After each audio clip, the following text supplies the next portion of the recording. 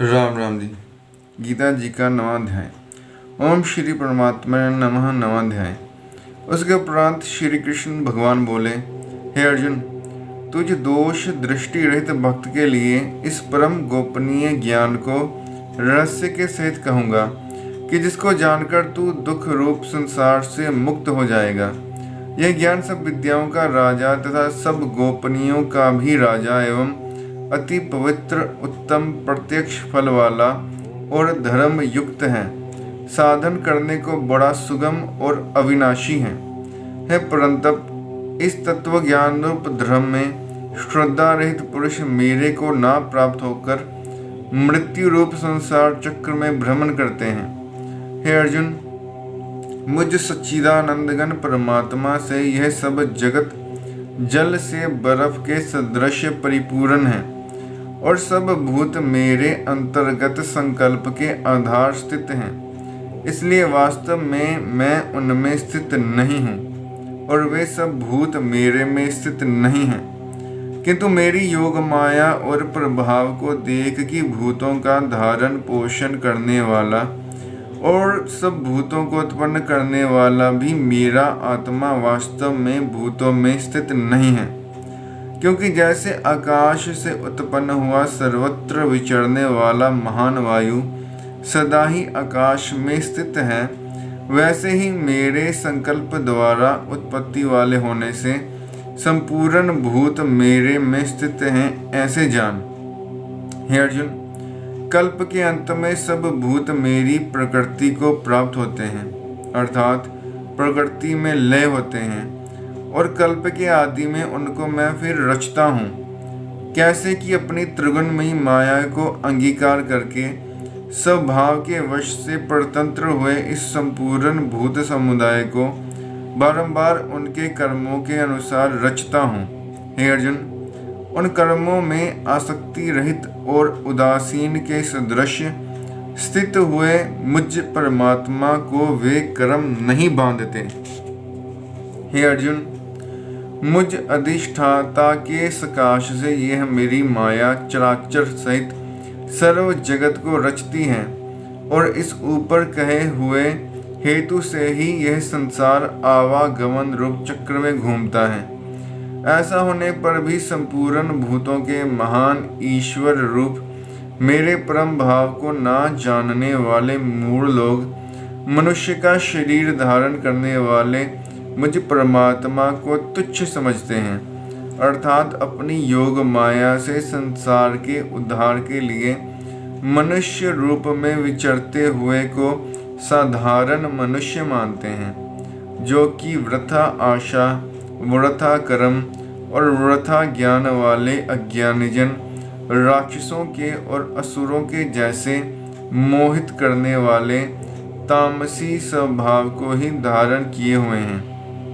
परंतु हे कुंती पुत्र, देवी प्रकृति के आश्रित हुए जो महात्मा जन हैं, वे तो मेरे को सब भूतों का सनातन कारण और नाश रहित अक्षर स्वरूप जानकर अनन्य मन से युक्त हुए निरंतर भजते हैं। वे दृढ़ निश्चय वाले भक्तजन निरंतर मेरे नाम और गुणों का कीर्तन करते हुए तथा मेरी प्राप्ति के लिए यत्न करते हुए और मेरे को बारंबार प्रणाम करते हुए सदा मेरे ध्यान में युक्त हुए अनन्य भक्ति से मुझे उपासते हैं। उनमें कोई तो मुझ विराट स्वरूप परमात्मा को ज्ञान यज्ञ के द्वारा पूजन करते हुए एकत्व भाव से, अर्थात जो कुछ है सब वासुदेव ही है, इस भाव से उपासते हैं, और दूसरे पृथकत्व भाव से, अर्थात स्वामी सेवक के भाव से, और कोई कोई बहुत प्रकार से भी उपासते हैं। क्योंकि क्रतु अर्थात श्रोत कर्म मैं हूँ, यज्ञ अर्थात पंच महायज्ञादिक समार्थ कर्म मैं हूँ, सवधा अर्थात पितरों के निमित्त दिया जाने वाला अन्न मैं हूँ, औषधि अर्थात सब वनस्पतियाँ मैं हूँ, एवं मंत्र मैं हूँ, घृत मैं हूँ, अग्नि मैं हूँ, और हवन रूप क्रिया भी मैं ही हूँ। हे अर्जुन, मैं ही इस संपूर्ण जगत का धाता अर्थात धारण पोषण करने वाला एवं कर्मों के फल को देने वाला तथा माता पिता और पितामह हूँ और जानने योग्य पवित्र ओंकार तथा ऋग्वेद, सामवेद और यजुर्वेद भी मैं ही हूँ।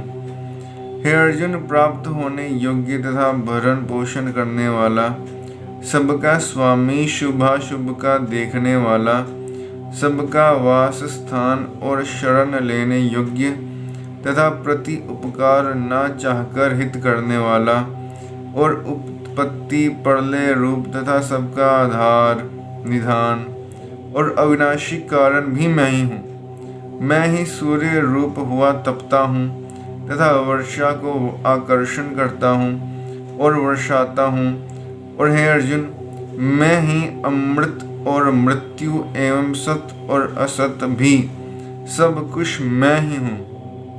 परंतु जो तीनों वेदों में विधान किए हुए सकाम कर्मों को करने वाले और सोम रस को पीने वाले एवं पापों से पवित्र हुए पुरुष मेरे को यज्ञों के द्वारा पूजकर स्वर्ग की प्राप्ति चाहते हैं, वे पुरुष अपने पुण्यों के फल रूप इंद्रलोक को प्राप्त होकर स्वर्ग में दिव्य देवताओं के भोगों को भोगते हैं। वे उस विशाल स्वर्गलोक को भोगकर पुण्य क्षीण होने पर मृत्यु लोक को प्राप्त होते हैं। इस प्रकार स्वर्ग के साधन रूप तीनों वेदों में कहे हुए सकाम कर्म के शरण हुए और भोगों की कामना वाले पुरुष बारंबार जाने आने को प्राप्त होते हैं, अर्थात पुण्य के प्रभाव से स्वर्ग में जाते हैं और पुण्य क्षीण होने से मृत्यु लोक में आते हैं। जो अनन्य भाव से मेरे में स्थित हुए भक्तजन मुझ परमेश्वर को निरंतर चिंतन करते हुए निष्काम भाव से भजते हैं, उन्हें नित्य एक ही भाव से मेरे में स्थिति वाले पुरुषों का योग क्षेम में स्वयं प्राप्त कर देता हूँ। हे अर्जुन, यद्यपि श्रद्धा से युक्त हुए जो सकामी भक्त दूसरे देवताओं को पूजते हैं, वे भी मेरे को ही पूजते हैं, किंतु उनका वह पूजना अविधि पूर्वक है, अर्थात अज्ञान पूर्वक है, क्योंकि संपूर्ण यज्ञों का भोक्ता और स्वामी भी मैं ही हूँ, परंतु वे मुझ अधियज्ञ स्वरूप परमेश्वर को तत्व से नहीं जानते हैं, इसी से गिरते हैं, अर्थात पुनर्जन्म को प्राप्त होते हैं।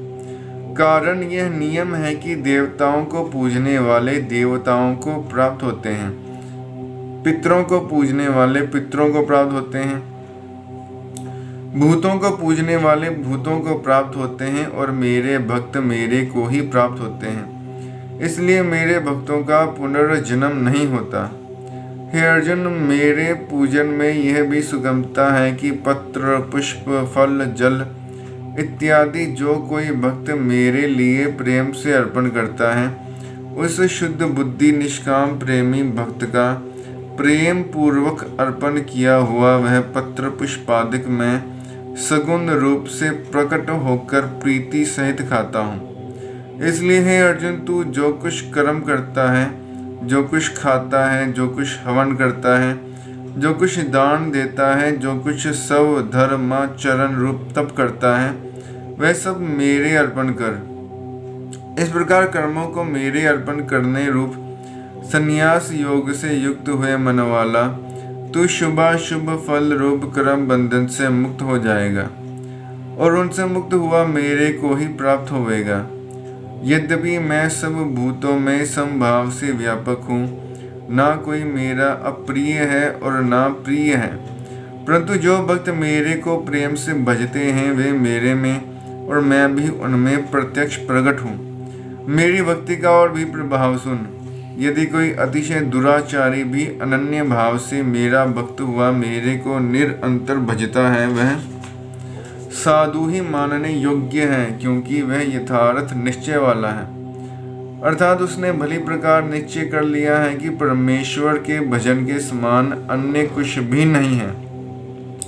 इसलिए वह शीघ्र ही धर्मात्मा हो जाता है और सदा रहने वाली परम शांति को प्राप्त होता है। हे अर्जुन, तू निश्चय पूर्वक सत्य जान कि मेरा भक्त नष्ट नहीं होता। क्योंकि हे अर्जुन, स्त्री, वैश्य और शूद्रादिक तथा पाप योनियों वाले भी जो कोई भी हों, वे भी मेरी शरण होकर तो परम गति को ही प्राप्त होते हैं। फिर क्या कहना है कि पुण्यशील ब्राह्मण जन तथा राजऋषि भक्तजन परम गति को प्राप्त होते हैं। इसलिए तू सुख रहित और क्षणभंगुर इस मनुष्य शरीर को प्राप्त होकर निरंतर मेरा ही भजन कर, अर्थात मनुष्य शरीर बड़ा दुर्लभ है परंतु है नाशवान और सुख रहित, इसलिए काल का भरोसा ना करके तथा ज्ञान से सुख रूप बासने वाले विषय भोगों में ना फंसकर निरंतर मेरा ही भजन कर।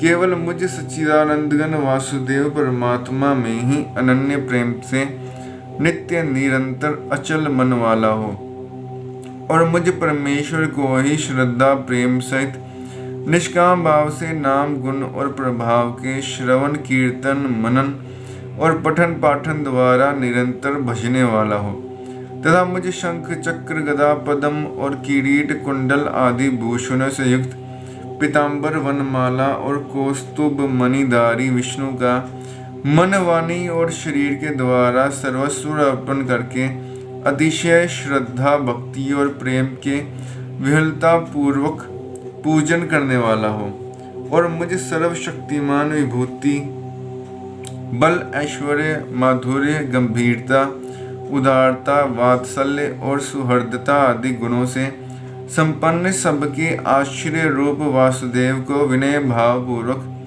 भक्ति सहित साष्टांग दंडवत प्रणाम कर। इस प्रकार मेरी शरण हुआ तू आत्मा को मेरे में एक ही भाव करके मेरे को ही प्राप्त होगा।